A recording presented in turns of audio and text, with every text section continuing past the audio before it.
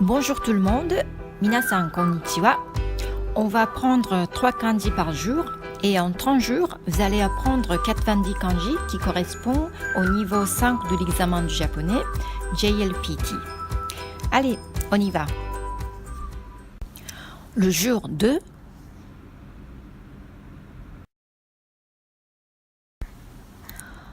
ce kanji signifie la bouche, l'entrée et le début.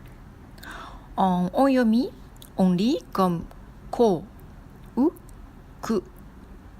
En kunyomi, on lit comme kuchi. Kuchi signifie la bouche en japonais. On va voir les exemples. La population. La population, on dit comme jinko. Jin, c'est la personne et ko, c'est la bouche. Alors, pourquoi on écrit la population comme bouche de la personne? En fait, cette expression vient de la Chine. En ancienne Chine, le kanji bouche était utilisé pour compter les gens. Une personne, c'était une bouche. 2 personnes, c'était 2 bouches. Tout ce qui a besoin de la nourriture, on appelait comme la bouche. Du coup, le nombre de la bouche correspondait au nombre de la personne. Vous allez apprendre le kanji jin de jinko tout de suite après aujourd'hui. On continue les exemples.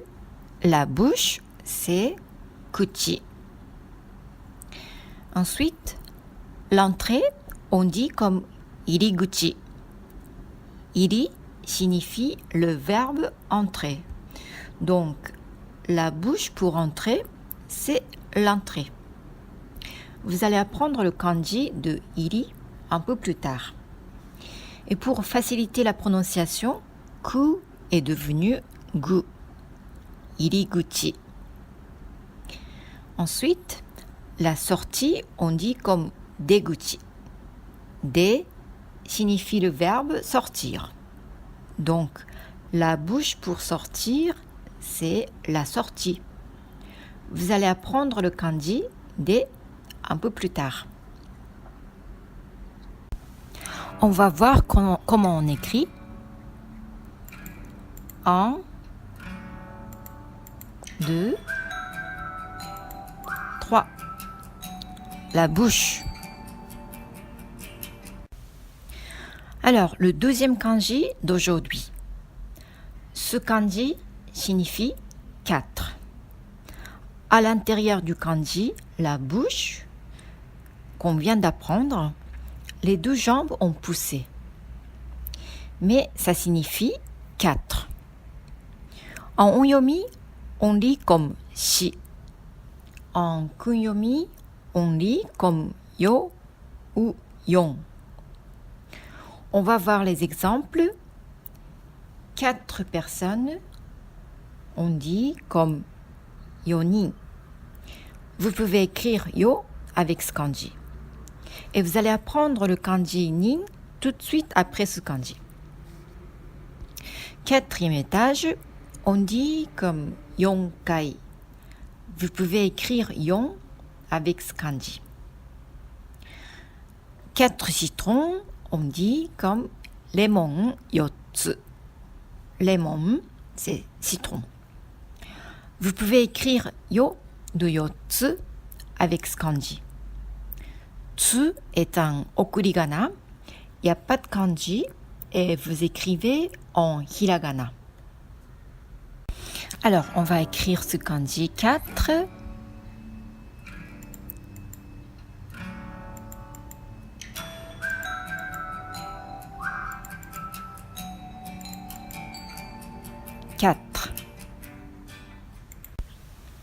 Alors, le 3e kanji d'aujourd'hui.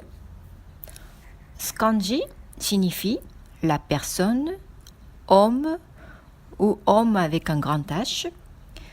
Ça ressemble un peu à une personne qui marche. En onyomi, on lit comme jin ou nin. En kunyomi, on lit comme hito. Hito, ça veut dire la personne en japonais.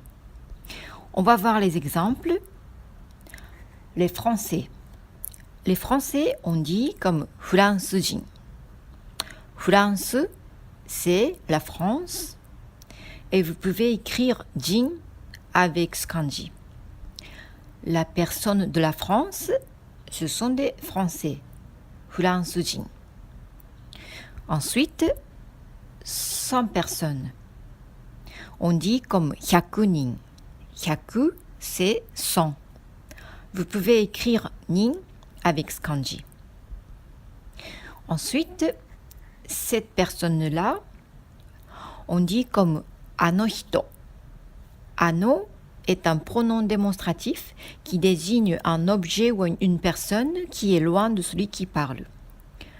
Vous pouvez écrire hito avec ce kanji. Ensuite, une personne.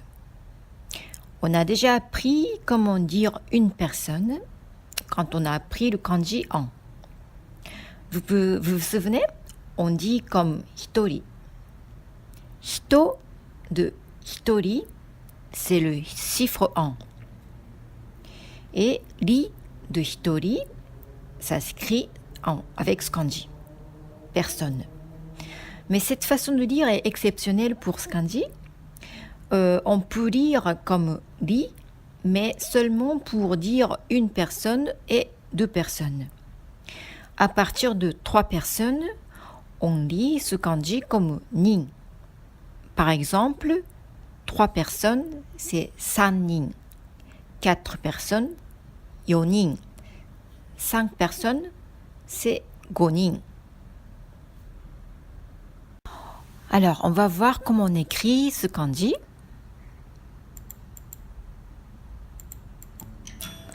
La personne, hito. Voilà, c'était les 3 kanji du jour 2. Je pense que si vous allez au Japon, vous allez voir ces 3 kanji partout. Par exemple, quand vous achetez des tickets de métro à la machine, vous devez choisir le nombre de personnes. Et là, sur l'écran, vous allez voir le kanji de la personne. Et c'est marqué comme hitori, futari, sannin, etc. Allez, apprenez bien. À bientôt. Matane.